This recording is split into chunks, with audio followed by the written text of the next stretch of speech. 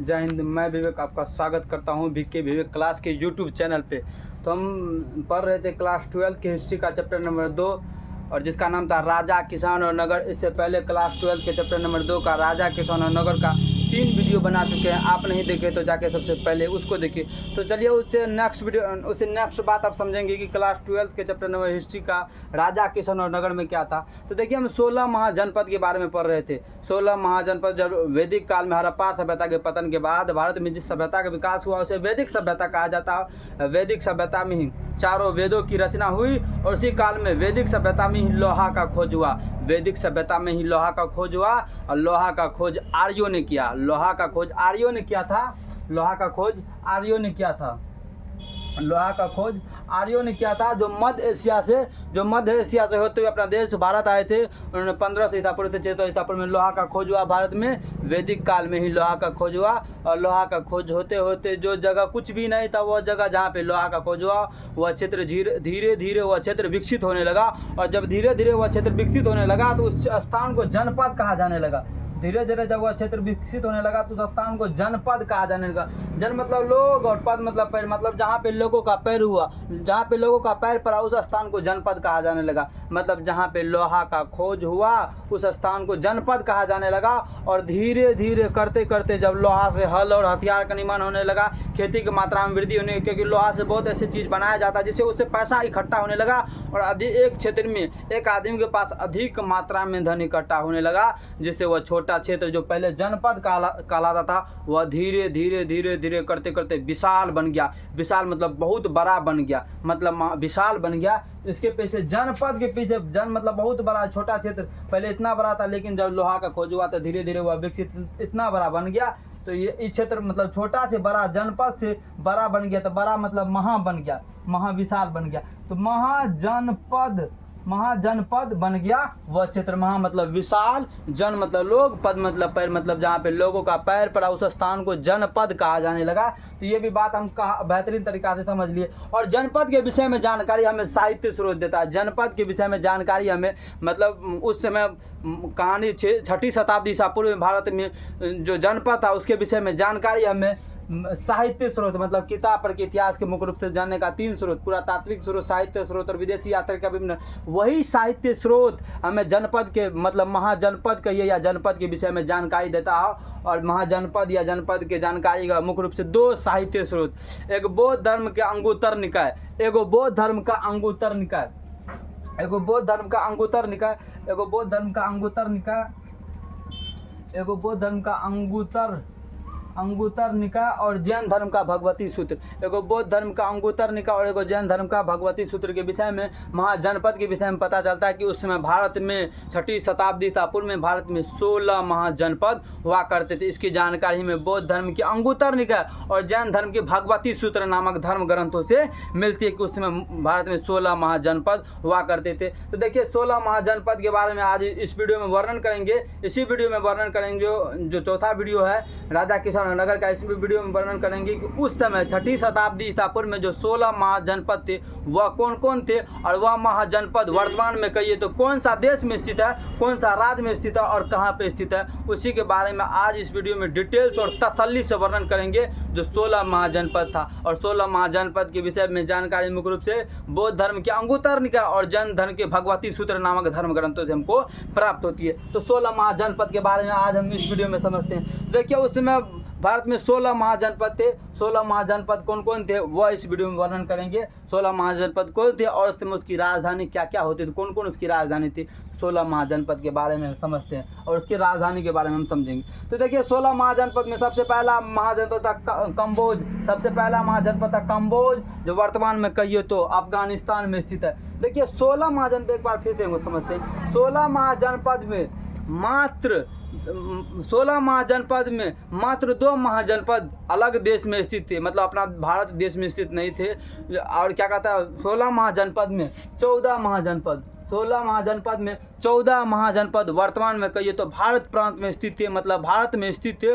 और 2 महाजनपद जो कहिए तो अपना देश भारत में स्थित नहीं है, एक महाजनपद पाकिस्तान में और एक महाजनपद अफगानिस्तान में स्थित है। 16 महाजनपद में 14 महाजनपद वर्तमान में भारत में स्थित है, भारत देश में स्थित है, और 2 महाजनपद विदेश में स्थित है, मतलब पाकिस्तान में और अफगानिस्तान में स्थित है। तो जो कंबोज था वर्तमान में कहिए तो पाकिस्तान में स्थित है, उस समय जो 6ठी शताब्दी ईसा पूर्व में महाजनपद था।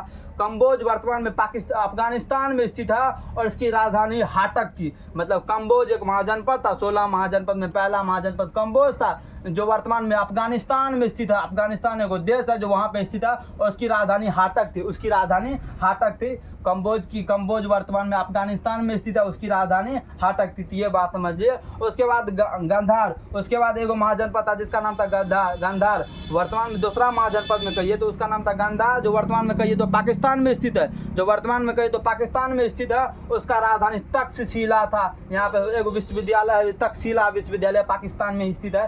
तो गांधार वर्तमान में कई एक महाजनपद था और इसका महाजनपद के विषय में जानकारी में अंगुत्तर निकाय भगवती सूत्र नामक धर्म ग्रंथों से मिलती है। गांधार वर्तमान में पाकिस्तान में स्थित है और यह इसकी राजधानी, मतलब गांधार की राजधानी जो महाजनपद इसकी राजधानी तक्षशिला हुआ करती थी। महाजनपद मतलब वर्तमान में हम कह सकते हैं राज्य को ही महाजनपद कहा जाता और जनपद मतलब जिला को ही जनपद कहा जाने लगा और महाजनपद मतलब विशाल बन गया तो वह राज्य बन गया। ऐसे करते भारत में 16 को राज्य बन गया 6ठी शताब्दी ईसा पूर्व में। तो देखिए गांधार के विषय में जानकारी, तक्षशिला, गांधार की राजधानी तक्षशिला थी जो महाजनपद था जो पाकिस्तान में स्थित था। उसके बाद मत्स्य, ये वर्तमान में कहिए तो भारत प्रांत में स्थित है, मतलब 2 अफगानिस्तान में, एगो अफगानिस्तान में एगो पाकिस्तान में, काबोज अफगानिस्तान में, गांधार पाकिस्तान में स्थित है और बाकी सारा महाजनपद अपना देश भारत में स्थित है। तो उसके बारे में हम समझते हैं। मत्स्य वर्तमान में कहिए तो भारत की राजस्थान राज्य में स्थित है जिसकी राजधानी विराटनगर थी। मत्स्य वर्तमान में कहिए तो राजस्थान राज्य में स्थित था जिसकी राजधानी वर्तमान में कहिए तो विराटनगर में स्थित है, जिसकी राजधानी वर्तमान में विराटनगर में, जिसकी राजधानी विराटनगर होती थी, जिसकी राजधानी विराटनगर थी उस समय 6ठी शताब्दी ईसा पूर्व में। उसके बाद अस्मक, चौथा महाजनपद में अस्मक था। ये भी मतलब ये अस्मक एक ऐसा महाजनपद था, अस्मक एक ऐसा महाजनपद था जो वर्तमान में कहिए तो भारत में, मतलब भारत के जितना भी महाजनपद भारत में मिला सबका सब उत्तर भारत में मिला। मात्र एक महाजनपद जो अस्मक था सिर्फ यह दक्षिण भारत में था। मतलब 16 महाजनपद में जितना भी महाजनपद भारत में 14 महाजनपद मिला, लेकिन 14 महाजनपद में मात्र एक महाजनपद अस्मक, मात्र एक महाजनपद जो अस्मक था वह दक्षिण भारत में मिला, बाकी सारा महाजनपद उत्तर भारत में मिला। तो ये भी बात हम समझ लिए। और ये अस्मक जो है वर्तमान में कहिए तो महाराष्ट्र की गोदावरी या परवरा नदी के किनारे अस्मक था और यह एक महाजनपद था जिसकी राजधानी पोटन थी। अस्मक की राजधानी पोटन और ये एकमात्र महाजनपद जो दक्षिण भारत में स्थित था। तो ये भी बात हम काफ़ी बेहतरीन तरीका से और डिटेल से समझ लिए। उसके बाद अगला देखिए सुरसेन, ये वर्तमान में कहिए तो उत्तर प्रदेश में स्थित था और जितना भी महाजनपद था उसमें सबसे ज़्यादा महाजनपद कहिए तो वर्तमान के उत्तर प्रदेश प्रांत में स्थित था। सुरसेन पश्चिमा महाजनपद सुरसेन था जो उत्तर प्रदेश में स्थित है, वर्तमान में कहे तो उत्तर प्रदेश में स्थित है और इसकी राजधानी होता था मथुरा। सुरसेन की राजधानी मथुरा हुआ करती थी जो वर्तमान में उत्तर प्रदेश में स्थित था। उसके बाद कुरु भी वर्तमान में कहिए उत्तर प्रदेश में स्थित था और इसकी राजधानी हस्तिनापुर। कुरु की राजधानी हस्तिनापुर। उसके बाद 7वां महाजनपद अवंती था जो वर्तमान में कहिए तो मध्य प्रदेश में स्थित है अवंती। और इसकी राजधानी अवंती की राजधानी उज्जैन हुआ करती थी। ये भी बात काफ़ी बेहतरीन तरीका से और डिटेल से समझने की कोशिश कर रहे हैं और समझाने का हम प्रयास कर रहे हैं। तो अवंती वर्तमान में गए तो मध्य प्रदेश में स्थित है और इसकी राजधानी उज्जैन हुआ करती थी। 6ठी शताब्दी ईसा पूर्व में जो 16 महाजनपद था उसकी हम चर्चा कर रहे हैं, वर्तमान के नहीं। वर्तमान में गए तो अवंती जो है मध्य प्रदेश में स्थित है, इसकी राजधानी अवंती हुआ करती थी, होती नहीं है, हुआ करती थी। कौशल, उसके बाद कौशल देखिए जो 8वां महाजनपद था उसका नाम था कौशल। और कौशल भी वर्तमान में उत्तर प्रदेश में स्थित है। और इसकी राजधानी श्रावस्ती हुआ करती थी। मतलब कौशल वर्तमान में कहिए तो उत्तर प्रदेश में एक महाजनपद स्थित है और इसकी राजधानी श्रावस्ती हुआ करती थी। उसके बाद देखिए नौवां जो महाजनपद था उसका नाम था पंचाल। और यह भी वर्तमान में उत्तर प्रदेश में स्थित है। इसकी राजधानी हुआ करती थी कोपल्य। इसकी राजधानी राजधानी हुआ करती थी कोपल्य, इसकी राजधानी हुआ करती थी कोपल्य। उसके बाद जो 10वां महाजनपद था उसका नाम था मल्ल, जो 10वां महाजनपद था उसका नाम था मल्ल, और यह भी वर्तमान में उत्तर प्रदेश में स्थित है, यह भी वर्तमान में उत्तर प्रदेश में स्थित है। जो मल्ल महाजनपद था 6ठी शताब्दी में वह वर्तमान में कहिए तो उत्तर प्रदेश में स्थित है, और उसकी राजधानी पावापुरी हुआ करती थी। मतलब मल्ल एक महाजनपद था जिसकी राजधानी पावापुरी हुआ करती थी, और वर्तमान में कही थी उत्तर प्रदेश में स्थित है। उसके बाद देखिए जो 12वां महाजनपद था उसका नाम था काशी, जो 12वां महाजनपद था 6ठी शताब्दी ईसा पूर्व में उसका नाम था काशी, और यह भी वर्तमान में कही तो उत्तर प्रदेश राज्य में स्थित है, और इसकी राजधानी वाराणसी मतलब काशी ही हुआ करती थी। उसके बाद 13वां महाजनपद जिसका नाम था अंग, वह भी चंपा हुआ करते थे। मतलब जो अंग महाजनपद था वह भी उसकी राजधानी अंग एक महाजनपद जो वर्तमान में बिहार में स्थित है, मतलब अंग महाजनपद वर्तमान में कहिए तो बिहार में स्थित है, और इसकी राजधानी चंपा हुआ करती थी। उसके बाद अगला जो महाजनपद है उसका नाम था वज्जी संघ, इसकी राजधानी भी बिहार हुआ करती थी, और इसके राजधानी का नाम विदेह था। मतलब वज्जी संघ की राजधानी का नाम विदेह था, अंग की राजधानी का नाम चंपा था, काशी की राजधानी का नाम वाराणसी था, मल्ल की राजधानी का नाम पावापुरी था। तो देखिए इससे आगे 13 के बाद 14वां जो महाजनपद था, 13 के बाद 14वां जो महाजनपद उसका नाम था वत्स, जो 14वां महाजनपद था उसका नाम था वत्स, और वत्स वर्तमान में उत्तर प्रदेश में स्थित है, और इसकी राजधानी कौशाम्बी हुआ करती थी। मतलब वत्स वर्तमान में उत्तर प्रदेश में स्थित एक महाजनपद है जिसकी राजधानी कौशाम्बी हुआ करती थी। तो ये भी बात हम समझ लिए। उसके बाद देखिए 15वां जो महाजनपद था उसका नाम था चेद, उसके चेदी मतलब वर्तमान जो 15वां महाजनपद है उसका नाम है चेदी, और यह भी उत्तर प्रदेश में हुआ करता था। इसकी राजधानी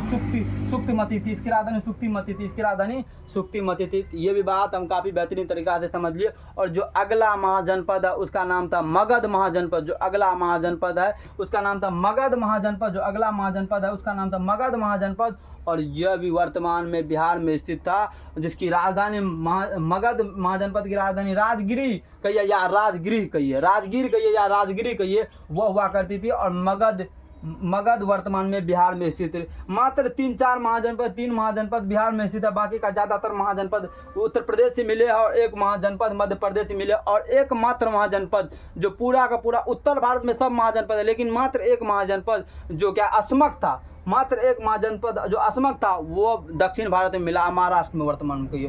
तो देखिए 16 महाजनपद में 14 महाजनपद विदेश में, एक अफगानिस्तान में, एक पाकिस्तान में। उसके बाद 16 में से 14 जो महाजनपद वर्तमान में कहिए तो भारत में स्थित था। इसकी जानकारी हमें अंगुतर निकट भगवती सूत्र नामक धर्म ग्रंथ से मिलती है। तो ये भी बात हम काफ़ी बेहतरीन तरीका से समझ लिए। देखिए जितना भी महाजनपद हुआ, 16 महाजनपद दक्षिण भारत में 6ठी शताब्दी ईसा पूर्व में हुआ, उसकी राजधानी पर लेते हैं। उसके बाद देखिए 16 महाजनपद में मात्र एक महाजनपद मगध ही शक्तिशाली हो पाया। मतलब जितना भी महाजनपद हुआ उसमें से मात्र एक सबसे ज़्यादा, सबसे शक्तिशाली, सबसे योग्य शासक अजी हुआ किसी प्रांत, किसी महाजनपद में, वह तो सिर्फ मगध था। तो मगध इतना शक्तिशाली क्यों हुआ जिसकी राजधानी राजगिरी थी? थी। इसी के बारे में काफ़ी डिटेल से और तसल्ली से आगे नेक्स्ट वीडियो में समझेंगे। तब तक के लिए जय हिंद, मिलते हैं नेक्स्ट वीडियो में।